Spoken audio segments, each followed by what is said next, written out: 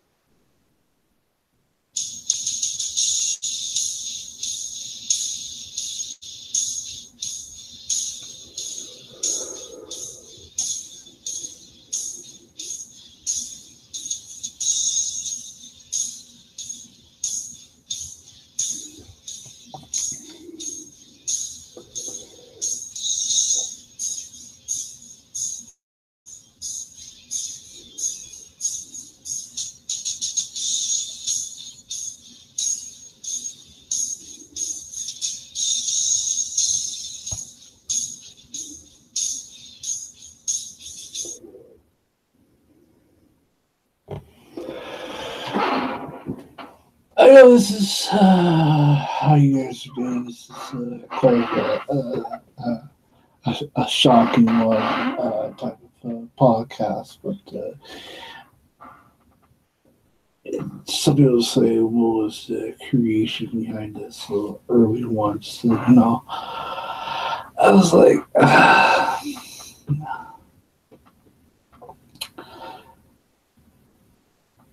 let's jump into it. Tell me about your being in school in Churchbridge. From what I know, and most people can probably uh, react to this, and I mean, being in school, it's tough.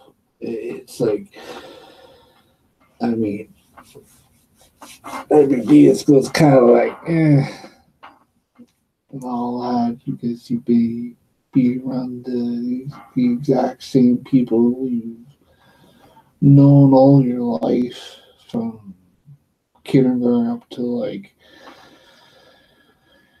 graduation time, and it's like, you know, but my school experience. I mean, from my early years, because technically I didn't even start school in Turkish. I started preschool and I was in Landenberg. And next day I started school right in Churchbridge. And right, like right off the cuff, I mean, being in kindergarten, I'm thinking like, oh God, this is gonna suck. And, you know, one thing led to another, and I got obedient because there was one little minor incident that could land me in the hot water. So to speak, I'm not going to get into the details because it's just like bloody years ago, and I was just like, oh, God dang. But at least my parents, who kind of set me straight and enrolled me in band class, and I'll get into my role in band class in a second. But as the years have gone by, I was just going through high school. I mean, it started off in elementary school, work our way up the ladder, and it's right off the cuff. When I was in high school, most people can kind of get to what I was going through. I had a learning disability growing up. I was just not my what I am today because I was quite wet behind the ears and having somebody in the same classroom helping me along the way, a teacher assistant. Uh, helping me through whatever was math class because I had a hard time just figuring out from A to Z and Z to A kind of back again. It was just like I need a little kick in the rear. I mean, from having a teacher assistant, which got me, I mean, on the pass. And, I was quite struggling in school. I was just like, but I managed to, I mean, got my act together. When I was enrolled in band class, I think it was my parents who, from a younger years,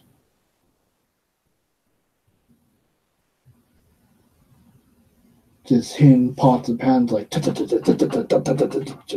doing that, just to, just kind of get their attention, or so to speak. And I think for me, being enrolled in band class was a lot like being in boot camp. Kind of set me straight, kind of set me straight, kind of set me where I am today and in life. I think it was their guidance, putting me in band class, set me straight. But there's one little incident that it just, like, if anybody knows, when push comes to shove, being in band class, it can either go right or it can go just like a real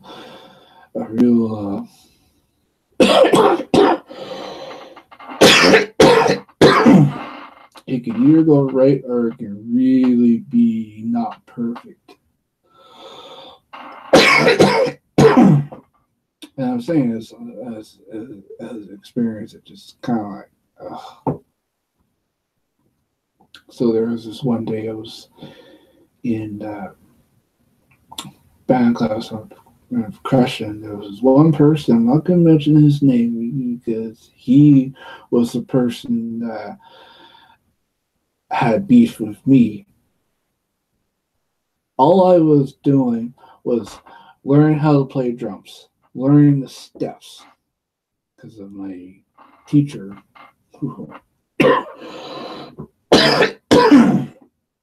Miss McIntyre,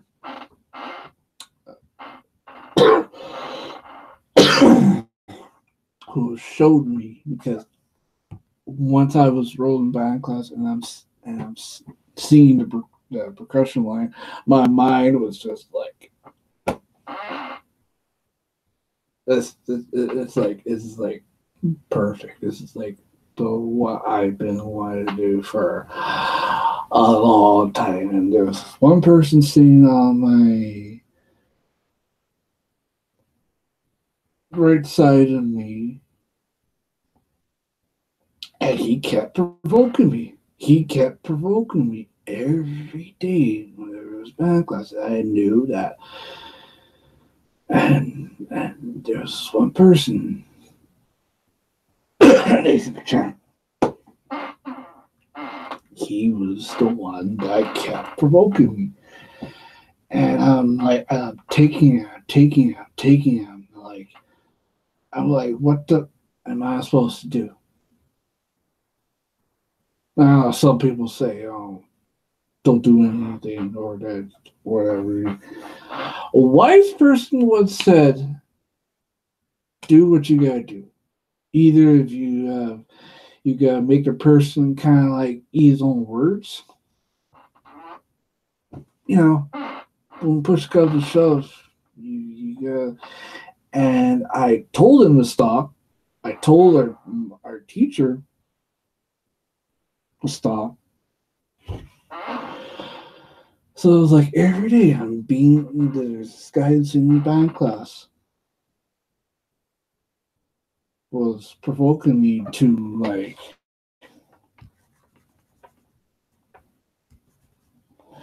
to hear from Timbuktu. God dang. And I was just, I was like, God dang. And I'm being provoked by the same guy every time in band class. It was like every day. And so I'm thinking, like, I gotta get this guy back. I gotta make him eat his own words. So I'm sleeping in bed this one night. And I'm thinking of every little thing that I can make this person in band class kind of regret, because, you know, wise person say, do what you gotta do. Either if you get and all that, so be it. So I'm walking. I'm in school already. This is like many years ago in Churchbridge, and band class. I'm saying like A to Z, Z A, make it A, and band class. I had band class walking, and I'm saying like, and the same guy who was the one that kept provoking me, the people in our band class, true story, they were waiting what was going to do now. What was I going to do about it? Because I wasn't going to sit and let this guy kept provoking me. He was going to get it. And if I had went back in time and done it differently, I'm like, I'm not going to let people, or for those who listen to this podcast,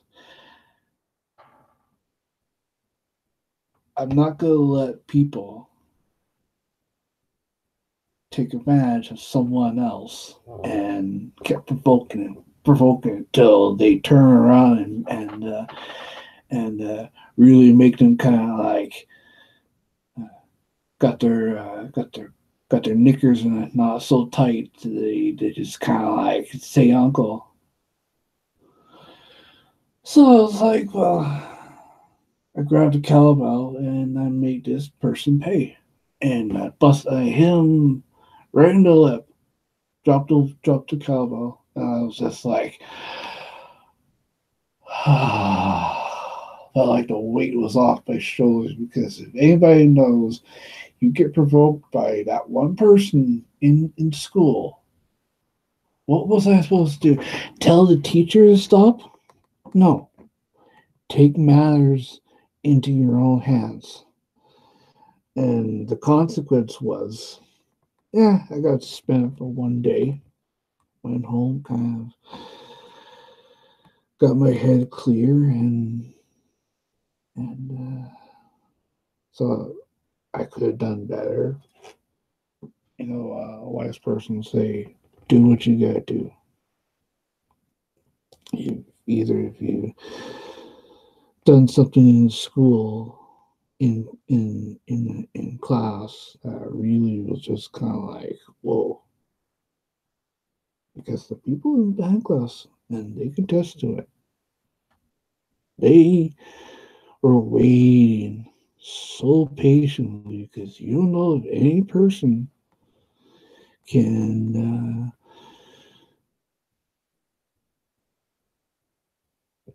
either just turn on that person and just really go like up the wall and just like come at him like gangbusters. But this person, Daisuke Chan, should saw it coming. And yeah, I got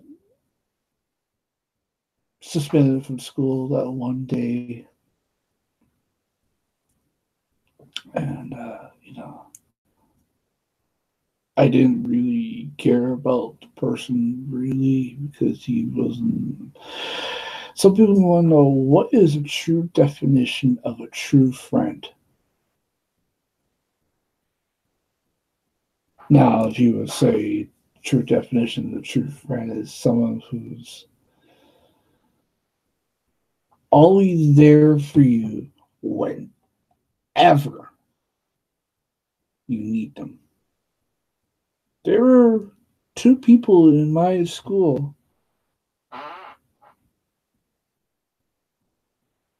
that were true friends. They didn't stab me in the back and kind of like.